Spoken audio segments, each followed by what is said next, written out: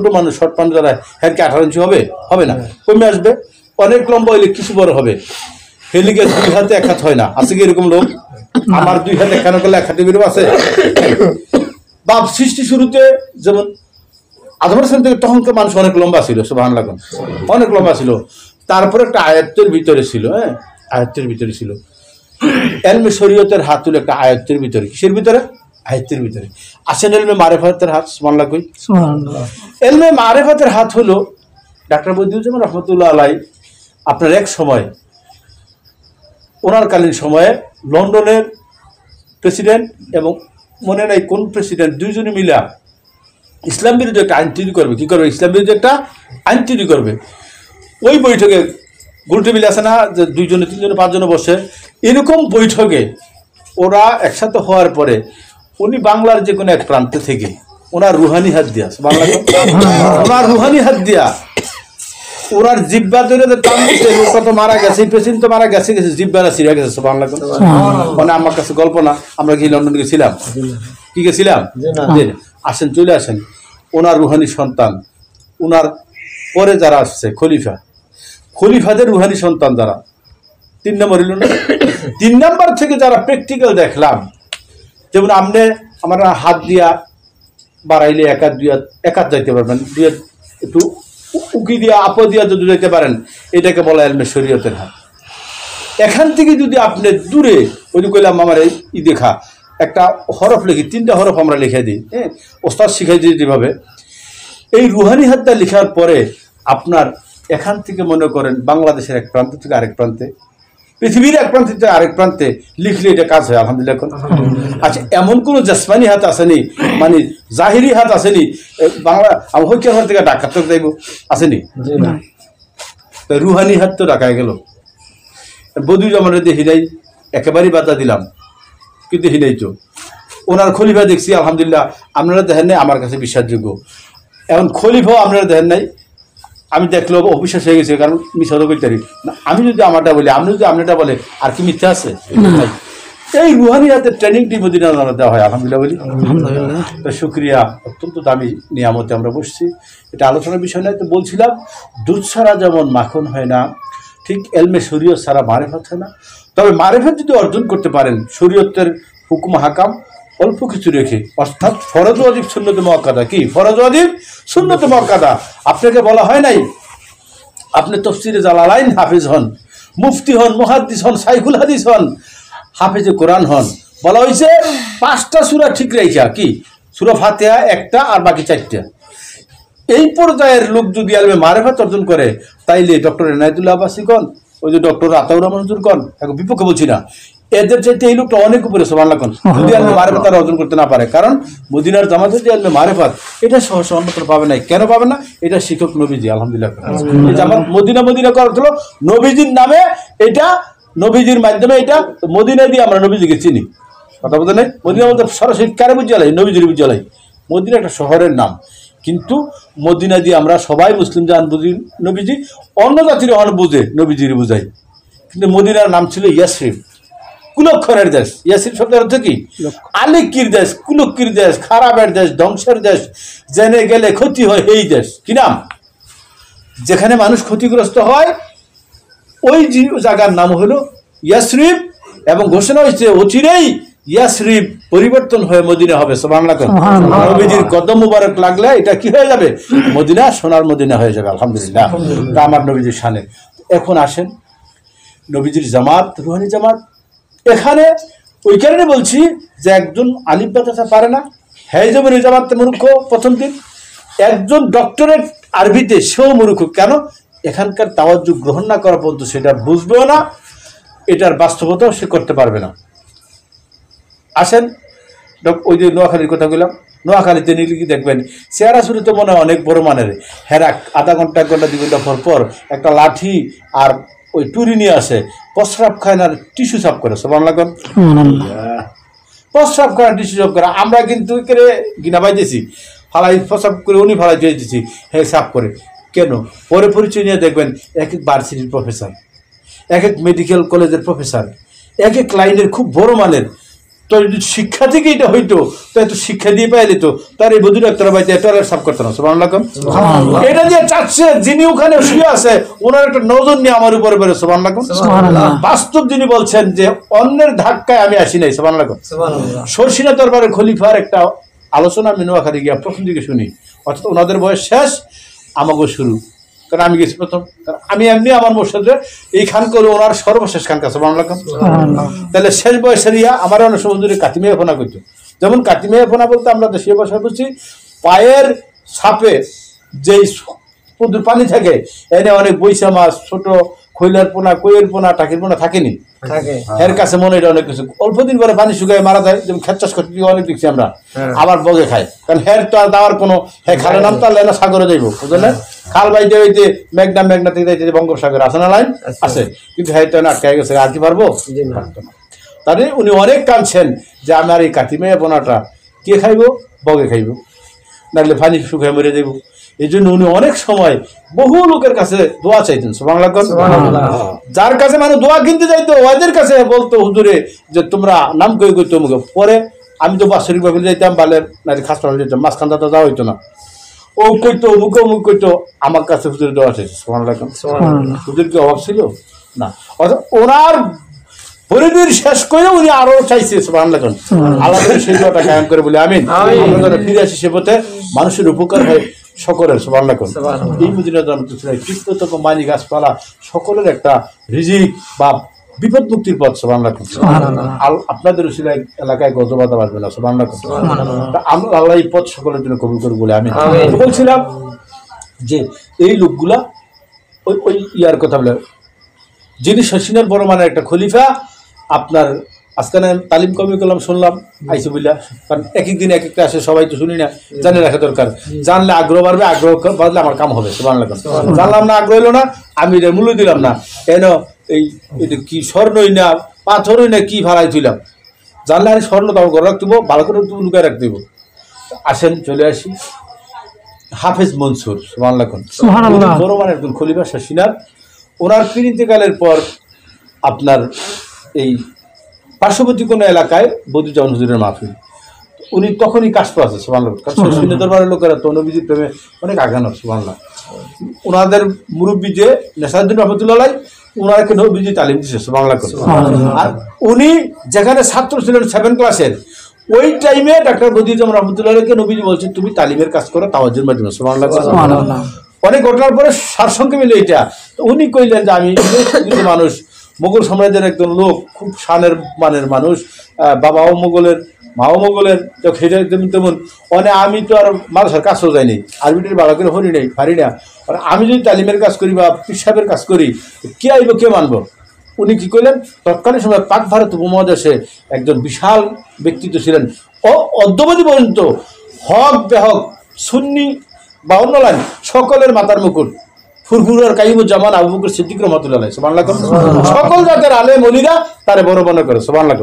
ওই কাইমুজ্জামান আবু বকর সিদ্দিক রহমাতুল্লাহ আলাইহি যিনি জমানার কাইয়ুম সুবহানাল্লাহ।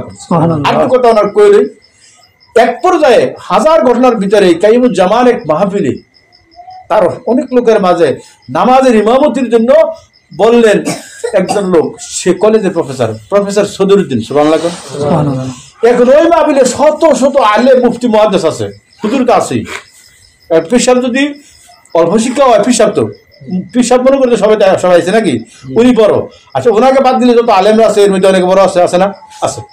তো সবাই হুজুর রেসাই দিচ্ছে, উনি মামুতি করবেন, কলেজের প্রফেসর মানুষ, ঠিক আছে অনেক বড় কিছু, কিন্তু এই সুরা পড়াইতে গেলে তো না ফরার ব্যাপার আছে, মাখরাজের ব্যাপার আছে, শুদ্ধর ব্যাপার আছে, তরতিবের অনেক কিছু আছে, তো এটিকে আলেমরা মেনে নিতে পারে?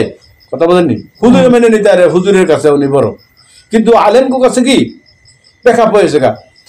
তো আবার জিজ্ঞেস হুজুর আছে না, হুজুরের পার্শ্ববর্তী অনেক খলিফা বা একসাথে চলাকালীন সময় হোক না ছোট পুঁতে বাপের যত ফেসিলিটি হোক পুঁতে ভাবে কথা বলতে পারে না পারে, তো হুজুর নামাজের ইমামতি করবে, কয় ইমামতি করবে?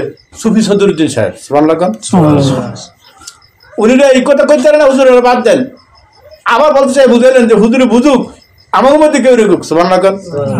বড় বড় ডিগ্রিওয়ালা আলেম আছে, আবার কর বলে হুজুর কই দেখো তোমরা যতবার কইছো ততবারই আমি নবীজির বলছি সুবহানাল্লাহ সুবহানাল্লাহ। হুজুর এই ইয়া রাসূলুল্লাহ সাল্লাল্লাহু আলাইহি ওয়াসাল্লাম এখনকার নামাজের ইমামতি করবে কে নবীজি ইঙ্গিত করেছেন ওনাকে যার নাম সুফি সদরুদ্দিন সুবহানাল্লাহ। আমার কি ক্ষমতা আছে আমি নবীজিকে ওভারটেক করে অন্য করি নামাজ হোক যে না হোক যিনি হেদায়েতের মারকাব যিনি শরীয়তের মূল তিনি বলছেন সুবহানাল্লাহ তিনি বলছেন তা আমি বলছি আর কি বুঝার অনলাইনে নিতে পার রাজি না যেহেতু হুজুরের প্রতি ভক্তি আছে সবার পাশে এই শুধু এই কাইয়ুমুজ্জামানই একদিন বলছে যে একটা টাইমে বলছে যে একটা লোক আসতেছে তোমরা তার সম্মান করো সুবহানাল্লাহ আসতেছে কই কেউ দেখছে খানিক পরে একটা ইয়াং বয়সের ছেলে অল্প বয়সের ছেলে আসছে হুজুরে দাঁড়াইয়া আইসা কাছে আসার আগেই মানে উনি আগায়া গেছে আনতে সুবহানাল্লাহ দাড়ি পাকা মুরব্বী শিক্ষক অনেকেই আছে মুরিদান হুজুর ইত্যাদি মিলাইছিল হুজুরের জন কাছে হেরা উঠে গেছে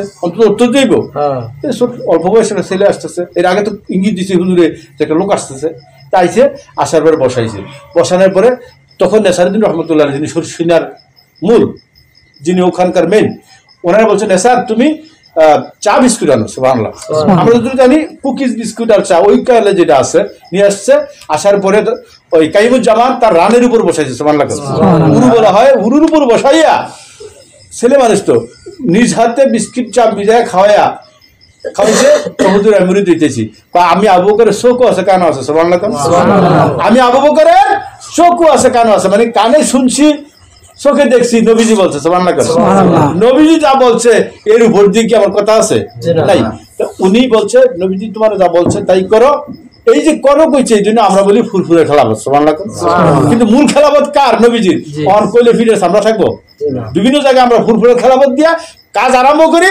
যখন ছোয়া মই সব শেষ হয়ে যায় বিষ ফালাইলে হয়ে দেবো তখন কারো ধরে যেমন সামনে ঘুরাইছে বাংলা খইলা করলে হিরের আড্ডি থাকতো না সামলা তো দূরে থাক আড্ডি থাকতো না বেটা 1400 বছর আগে নবীজি গেছে গা অনেক নবীজি হেরে কইছে এসি খুললাম যাবো কিন্তু তারা যখন পাউডার বানানো হয় খামির বানানো হয় তখন তারে বেলুন দিয়ে ডল তার কোনো কষ্ট নেই আছে কি রুটি বানান নেই কোনোদিন বানাচ্ছেন না নাহলে পরিবারে বানাইছে দেখছেন মায়া বানাইছে দেখছেন নি এখন তো আমাদের অবস্থা ডিজিটাল এখন প্রায় কিছু কিছু অংশ আমার পুরুষের উপর আসে না সিস্টেম অনুযায়ী হে কইয়া করা তার সেবা লেগে করুক উভয়ের মধ্যে একটা মিল আছে আলহামদুলিল্লাহ এটা সুন্দর সুবহানাল্লাহ এটা পাপের কাজ না কারণ নবী সাল্লাল্লাহু আলাইহি ওয়াসাল্লাম আয়েশা সিদ্দিকা জানহাকে এই পাকঘরে বিভিন্ন জিনিস আগাই দিতেন সুবহানাল্লাহ বলতেন আমি তোমার কাছে সহযোগিতা করলাম সুবহানাল্লাহ যাতে একটা ভ্রাতৃত্বের মধ্যে থাকে একটা মহব্বতের সম্পর্ক থাকে সুবহানাল্লাহ কিন্তু এখন যদি চক্রাঙ্গানিতে করণ লাগে তুই তো কারণ এটা আলাদা জিনিস কথা বলতে নাই মহব্বতের দোষ নাই আলহামদুলিল্লাহ চলে আসলাম আবার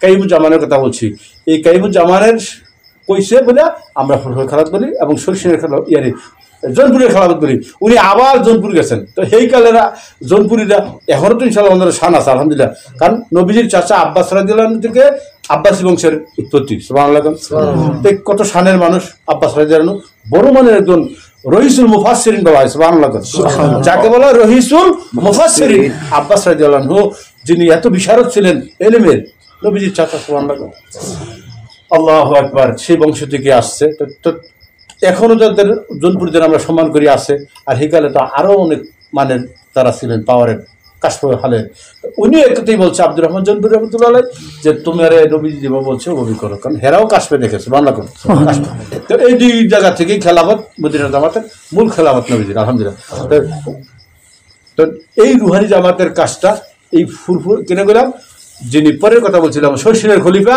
উনি ইস্তেখারা করলেন ইস্তেখারা করে জানলেন যে হুজুরকে ওনার পীর সাহেব কবরে আছে বললেন যে আমি আমার পাশাপাশি একজন মুরব্বী আসছে খুব শুনছি ভালো মানের তৈরি করতে কাজ করে যাবো কিনা এরকম একটা উনি যেটা বললেন আর কি আমি পাবলিক ধাক্কায় আসি নাই আমার মৃত পীর সাহেব যিনি কবরে তার সাথে আমি রুহানি হালতে কথা বলে আমি আসছি সুবহানাল্লাহ ওনার পীর সাহেব বলছে যে যার নাম কইলা উনি বড় মানের ওলি সুবহানাল্লাহ কিন্তু ওলি নয় উনি গাউস সুবহানাল্লাহ তুমি ওনার কথা শুনবা মানবা সুবহানাল্লাহ পীর সাহেব কইছে আলহামদুলিল্লাহ দৌড়ে গিয়া উনি যাইতে উনি মদিনা আমাদের খলিফা সুবহানাল্লাহ বাগেরহাটে উনি অন্য দুই দরবারে খলিফা একটা শর্ষিনার পরবর্তীতে উনি মদিনার জামাতে সুবহানাল্লাহ তো উনি করছে যে আপনারা আসবেন থাকবেন। ওনার একটা শেষ টাইম হয়ে গেছে তখন, ওনার পিছনে ডাক্তার হাঁটে, উনি হাঁটতে হাঁটতে ওনাদের একটা বড়ি দিয়ে গেছে দাদা হুজুরে, এমন আসামনা গেলে দেখামো পাকশা করে যেন পাশে যে রুমটা এটা ওনার রুম সুবহানাল্লাহ। তো উনি আস্তে আস্তে হাঁটে, আমরা তার বুঝি না, উনি কইল আর কি যে ডাক্তাররা আমার লগে থাকে রে, আমার রক্তের কণিকায় কণিকায় প্যারালাইজ সুবহানাল্লাহ, আবার হাঁটে সুবহানাল্লাহ। প্যারালাইজ তো হুদা ভা হইলে আর তার না, আতুলে আর তার না, আর ওনার বলে রক্তের কণিকায় কণিকায় প্যারালাইজ। আবার হাইটটা কেমনে বুঝলাম, দাদা হুজুর ছেলে বলছে ভাইজান, ছেলে তো ভাই কারণ বাপের সন্তান, রুহানি সন্তান, আর উনিল ওরজন সন্তান, বলছে ভাইজান আপনি দয়া করে মজলিসে আসেন, মানে মাহফিলে আসেন, ফজর তো কইছে। তখন এই কথাটি বলছে একজন শেষকালে। তো উনি যে আস্তে সাইডে এসে পরে আমার কণিকায় কণিকায় প্যারালাইজ, ডাক্তার বলে উনি কিভাবে হাঁটে আল্লাহ কইতেন সুবহানাল্লাহ, ওনার প্রতি কণিকায় প্যারালাইজ। এটা তো মদিনা জামাতের সামনে, ওই যে রুহানি জামাত পেলাম, রুহানি জামাত করে উনি ইন্তেকাল হয়েছে, আল্লাহ ওনাকে সর্বোচ্চ মাকাম দান করুন বলি আমিন। তো উনি এই জামাতে আসছে কি ওই পীর থেকে। এখন গাউস সম্পর্কে একটু কথা বলি, তো উনি তো ভাবতাম পীরকে বড় পড়ছে না, ঠিক আছে পীরকে বড় তো গাউস রহমতুল্লাহ অকা থেকে আমরা জানছি, হুজুর এই কথাটা বেশি কইতেন আলহামদুলিল্লাহ। যে একজন মুরিদান দেখছেন প্রায় বড় পিসাব দেখলে হ্যাঁ রাস্তা ঘুরে আরেক দিতে যায় সুবহানাল্লাহ। বড় পিসাব তো সকল অলিদের ঘাড়ে যার পা থাকবে সুবহানাল্লাহ। তো ওনার তুই উনি আরেক দিতে যায় কেন? এর অর্থ হলো আমার পিঠ তো ওনার থেকে অনেক ছোট, কিন্তু আমার পিঠ থেকে যে আমি একটা নেয়ামত পাইছি, মানে আমার পিঠ আমার কাছে বড় সুবহানাল্লাহ। সর্বসাকুল্যে গাউসে বাগ বড়, হয়তো এটা ওনার এলেমে বুঝে নেই, পরে ওনার ডাক দিয়া নিয়া বুঝে বাবা এম করো কা কইছে আমার পীর আমার কাছে বড় হয়ে দিন, আমরা থেকে আলাদা হয়ে যাই, তাহলে যাও তুমিও বড় হয়ে গেলো, তোমার পীরও বড় হয়ে গেলো সুবহানাল্লাহ। বড় বড়ই গুণ শুয়ে ঘাস খায় বুঝেন নাই, ওই যে হাতি রাগ করে গিয়া বাঁশ যার নামায়া ক্ষুধা নিবারণের জন্য বাঁশের পাতা খায়, আর ছাগল একটা সুইটে এসে করতে গোসাল লাগে নিচের পাতা দিয়ে লাফায় লাফায় খায়, বা এমনি রাগাইছে বাচ্চা বার করেছে হাতিরে, তো হুঁকে লাফায় খারাপ লাগে না, ওই লাফাইতে লাফাইতে ছাগলের দড়ি করছে কি নানান জায়গায় ফাঁস লাগছে কথা বলতে নাই। তো বাঁশ যখন হাতি ছাইড়ে দিছে অন বাঁশ তো খারিয়ে গেছে গা, বাঁশের গোড়া তার ভাঙে নাই, অন ছাগল কই কিন্তু একের আঘাত একের আঘাত করছে বড় বড়ই গুণ শুয়ে ঘাস খায়। চলে আসি আবার চলে আসি হাফেজ মনসুর সম্পর্কে বলছিলাম আলহামদুলিল্লাহ। এবং ডাক্তার বদিউজ্জামান রহমতুল্লাহ আর লম্বা করবো, আমার নিষেধাজ্ঞা এসে গেছে, তা মাহফিল ঢুকে যাবো। তাহলে এই হাফেজ মনসুর রহমতুল্লাহ আইসা তালিমে তার তাওয়াজ্জুহ কাজ করতে করতে এক পর্যায়ে গিয়ে আমরা যেটা পাইলাম শেষ পর্যায়ে উনি ইনশাআল্লাহ মদিনার আমাদের খলিফা হলেন।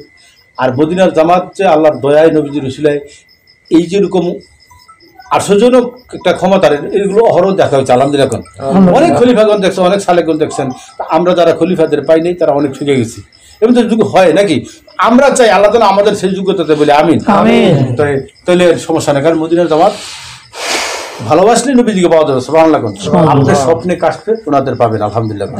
শুধু এখানে আমল দরকার কি, ফরজ ওয়াজিব সুন্নত মুআক্কাদা। এই জন্য বলছিলাম 4টা সূরা কমপ্লিট না, সূরা ফাতিহা সহ 5টা বলা হয়, কারণ সূরা ফাতিহা একটা সূরা নাকি, সূরা ফাতিহা একটা সূরা, এই জন্য 5টা সূরা বললে সুন্নতে 4টা সূরা লাগে, আর ফাতিহা তো সব সূরা সব নামাজে লাগে নাকি, 5টা সূরা সারা নামাজ হয় না, কিন্তু আপনি সূরা বদলাইতে পারবেন। 114টা সূরার মধ্যে বড় সূরার আয়াত দিয়ে পড়তে পারেন, মিনিমাম বড় আয়াত 1 আয়াত, আর না ছোট 3 আয়াত।